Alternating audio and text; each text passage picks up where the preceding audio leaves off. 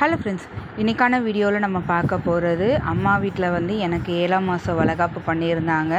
அந்த video edit பண்ணி post பண்ணுறதுக்கு தான் ரொம்பவே லேட் ஆகிடுச்சு. சாரி, இதுக்கப்புறம் லேட் பண்ணாமல் இருக்க முடியாதுன்றதுனால தான் வீடியோ எடிட் பண்ணி போட்டுட்டேன்.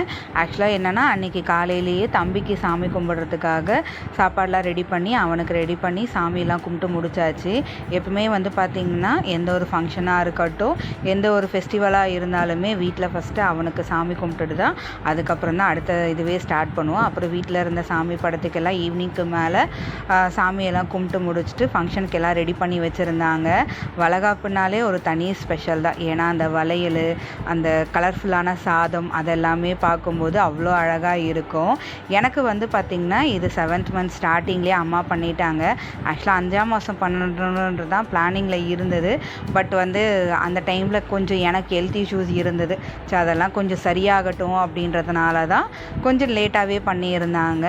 அன்றைக்கி ஊர்லேருந்து எங்கள் மாமி எல்லாருமே வந்திருந்தாங்க. எந்த ஒரு தேவையாக இருந்தாலுமே ஃபஸ்ட்டு தாய்மாமா வீட்டிலேருந்து வந்தால் தானே அடுத்த ஒரு பாசிட்டிவ் எனர்ஜியை ஸ்டார்ட் ஆகிற மாதிரி இருக்கும். மாமாவால் வர முடியல அப்படின்னு சொல்லிட்டு மாமி தான் வந்திருந்தாங்க. மாமியும் மாமி பையனுமே வந்திருந்தாங்க.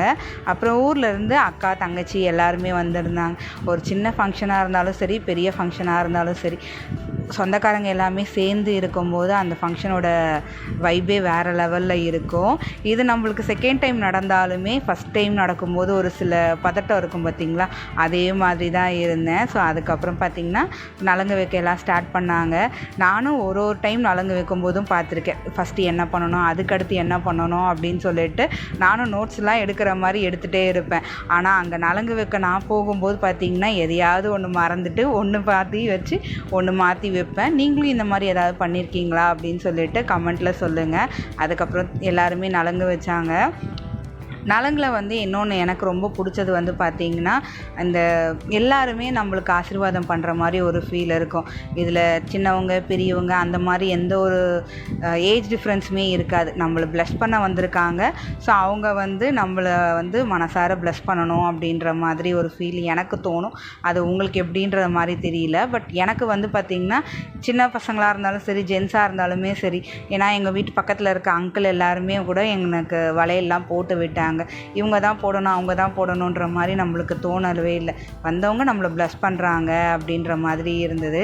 இன்றைக்கி சமையல் எல்லாமே எங்கள் ரேணுகா அக்கா தான் பண்ணி விட்டாங்க. சாப்பாடு அந்த அளவுக்கு செம்ம டேஸ்ட்டாக இருந்தது. எப்பயுமே அவள் எது செஞ்சாலுமே குறை சொல்லிகிட்டே இருப்பேன். ஆனால் இன்றைக்கி அவள் செஞ்சது எல்லாமே ரொம்பவே நல்லா இருந்தது. அப்புறம் கிஷோர் வந்து வளையெல்லாம் போட்டு விட்டு நலங்களாக ரெடி பண்ணி வச்சுருந்தாங்க. ஆக்சுவலாக என்னென்னா, அவர் ஐஸ்கிரீம் எங்கடா அம்மா காலி பண்ணிவிடுவாளேன்றதுனாலேயே அவளையே பார்த்துட்டே இருந்தான். எப்பயுமே நான் வளையல் போடலான்னா, அம்மா வளையல் இல்லை, பாப்பா வளையல் போட்டு அப்படின்னு சொல்லி கேட்டுகிட்டே இருப்பான். அன்றைக்கி அவர் கடகடன்னு போட்டு விட்டுட்டு ஓடி போயிட்டார். அப்புறம் வந்து மாமி எல்லாருமே நலங்கு வச்சுருந்தாங்க.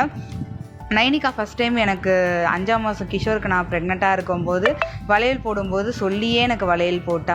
கண்டிப்பாக இந்த வாட்டி தம்பி பாப்பா தான் கவியம்மா எனக்கு வேணும் அப்படின்னு சொல்லிட்டு. இந்த வாட்டி மேடம்க்கு எந்த ஒரு எக்ஸ்பெக்டேஷனுமே கிடையாது. யாராக இருந்தாலும் ஓகே, ஏன்னா தம்பியும் இருக்காங்க, அவளுக்கு தங்கச்சியும் இருக்காங்க. ஸோ வந்தது யாராக இருந்தாலும் ஓகேன்ற மாதிரி ஃபீலில் தான் இருந்தா போல இருக்குது. அதனால் எந்த ஒரு இதுவுமே கேட்கவே இல்லை. ஆனால் என்னை ரொம்ப நேரமாக என்னை நோட் பண்ணிகிட்டே இருந்தா. கவியம்மா இன்றைக்கி ரொம்பவே அழகாக இருக்குங்க அப்படின்னு சொல்லிட்டு அதுக்கப்புறமா எனக்கு நலங்கெல்லாம் வச்சு விட்டாங்க. ஃபஸ்ட்டு குழந்தையாக இருந்தா, இப்போ அவளே வளர்ந்துட்டா, இப்போ ஸ்கூலுக்கெல்லாம் போக ஆரம்பிச்சிட்டா. அதனால் எனக்குமே குட்டியை பார்க்கும்போதெல்லாம் கொஞ்சம் அவள் சொன்னது அந்த ஃபீல் இருந்துகிட்டே இருக்கும். அதே மாதிரி தம்பி பாப்பா பிறந்தவொடனே பார்த்திங்கள கவியம்மா, நான் சொன்ன மாதிரியே தம்பி பாப்பா பிறந்துட்டான் அப்படின்னு சொல்லிட்டு. இவங்களும் ஒரு யூடியூப் சேனல் வச்சுருக்காங்க, ரேணுகாக்கா. ஆக்சுவலாக வந்து அவங்க சென்டு ஜோனுன்னு சொல்லிட்டு fun videos, family comedy videos அந்த மாதிரி போட்டுட்ருக்காங்க. இவங்க தான் எனக்கு மேக்ஸிமம் மாரல் சப்போர்ட்டாக இருந்து, எனக்கு சம்டைம்ஸ் எதாவது உடம்பு முடியலனாலும் சரி, அப்புறமா ஏதாவது வேணும்னாலுமே சரி, அம்மாவை கேட்குறதுக்கு முன்னாடி இவளை கேட்டாலே போதும், இவளே எனக்கு ரெடி பண்ணி கொடுத்துருவா. அப்புறம் வந்து அவங்க சேனல்லே ஆல்ரெடி நம்ம வளைகாப்போட வீடியோ வந்து போஸ்ட் பண்ணியிருப்பாங்க. நம்ம தான் ரொம்ப லேட்டு. அதையும் சொல்லிகிட்டே இருந்தேன், நீங்கள் எப்போ தான் போட போகிறீங்க வீடியோ அப்படின்னு சொல்லிட்டு. எங்கே டைமே கிடைக்கல, அதனால் எடிட் பண்ணவே முடியல அப்படின்னு சொல்லிட்டு. அப்புறம் பக்கத்து வீட்டில் இருக்க சின்ன பசங்க தங்கச்சிங்க எல்லாருமே வந்து வலையெல்லாம் போட்டு விட்டாங்க. அவங்களுக்கெல்லாம் ஒரு ஜாலி, என்ன பண்ணுறாங்க அப்படின்னு சொல்லிட்டு. நான் சொன்னேன், இது லைஃப்பில் செகண்ட் அச்சீவ்மெண்ட்டடா அப்படின்னு சொல்லிட்டு கிண்டல் பண்ணி சிரிச்சிட்டு இருந்தேன். அதுக்கப்புறம் தங்கச்சி வீட்டுக்காரர் எல்லாமே நலங்கு வச்சுருந்தாங்க. எல்லாருமே ப்ளஸ் பண்ணது ரொம்பவே ஹாப்பியாக இருந்தது. அதே மாதிரி நிறைய பேர் கமெண்ட்லேயும் விஷ் பண்ணியிருந்தீங்க. விஷ் பண்ண எல்லாருக்குமே ரொம்ப பெரிய தேங்க்ஸ். உங்களோட லவ் அண்ட் சப்போர்ட் கண்டிப்பாக எனக்கு எப்பயுமே தேவை. கண்டிப்பாக நீங்கள் அதை எனக்கு கொடுத்துட்டே இருப்பீங்கன்னு நினைக்கிறேன். ஆக்சுவலாக இந்த வீடியோ போஸ்ட் பண்ணுறது ரொம்பவே லேட் ஆகிடுச்சு, சாரி. இன்றைக்கான வீடியோ இதுதான். இதே மாதிரியான வீடியோஸ் பார்க்குறதுக்கு நம்மளோட சேனலை சப்ஸ்கிரைப் பண்ணி சப்போர்ட் பண்ணுங்கள். உங்களுக்கு வேறு ஏதாவது ரெசிபீஸ் வீடியோஸோ இல்லை வேறு ஏதாவது கண்டென்ட் வீடியோவும் தேவைப்பட்டுச்சுன்னா கண்டிப்பாக கமெண்ட் செக்ஷனில் சொல்லுங்கள். முடிஞ்ச அளவுக்கு போஸ்ட் பண்ண பார்க்குறேன். அதுக்கப்புறம் நலங்கு எல்லாமே முடிஞ்சதுக்கப்புறம் லாஸ்ட்டாக ஃபைனலாக ஆரத்தி கரைச்சி திஷ்டிலாம் கழித்து எடுத்தாங்க. ஏன்னா ப்ரெக்னெண்ட்டாக இருக்கும்போது இந்த மாதிரி ஃபங்க்ஷன் டைமில் மட்டும்தான் திஷ்டி எடுப்பாங்க அப்படின்னு சொல்லுவாங்க.